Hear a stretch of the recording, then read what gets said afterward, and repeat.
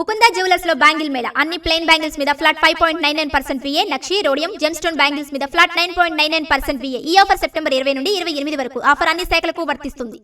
H1B visa కార్యక్రమంలో America ప్రభుత్వం మార్పులను ప్రతిపాదించింది. అధిక వేతనాలు పొందే నిపుణుల ఎంపికలతో పాటు ప్రస్తుత లాటరీ విధానంలో కీలక మార్పులు చేయనున్నారు. కొత్త నిబంధనల ప్రకారం వీసా ఎంపిక ప్రక్రియలో వేతన స్థాయిని పరిగణలోకి తీసుకోనున్నారు. నైపుణ్యం కలిగిన విదేశీయులను మాత్రమే అనుమతించడం, అమెరికన్లకు ప్రాధాన్యం కల్పించే ఉద్దేశంతో ఈ మార్పులు చేపట్టారు.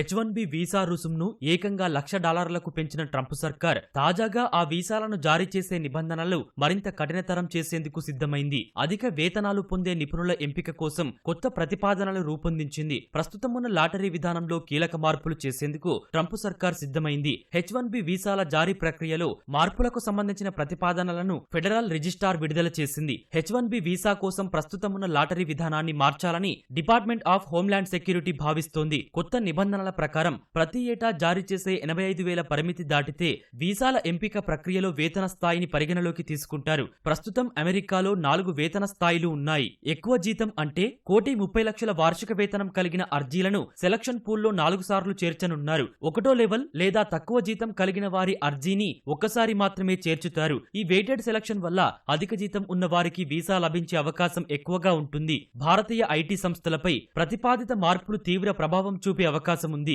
విదేశీయుల నియామకాలను తగ్గించేందుకు ఈ ప్రతిపాదనలు చేసినట్లు తెలుస్తోంది. 30 రోజుల్లో ప్రజాభిప్రాయం తీసుకోనున్నారు. 2026 నుంచి ఈ నిబంధన అమల్లోకి వస్తే H1B ఉద్యోగులకు చెల్లించే మొత్తం వేతనాలు $502 మిలియన్ పెరుగుతాయని department of homeland security DHS అంచనా వేసింది. 2027లో $1 బిలియన్, 2028లో $1.5 బిలియన్, 2029లో $2 బిలియన్ పెరిగే అవకాశముందని అంచనా వేసింది. అధిక నైపుణ్యం కలిగిన విదేశీ నిపుణులను మాత్రమే అనుమతించడం, ఉద్యోగ నియామకాల్లో అమెరికన్లకు ప్రాధాన్యం కల్పించాలనే ఉద్దేశంతో ఈ మార్పులు చేసినట్లు తెలుస్తోంది.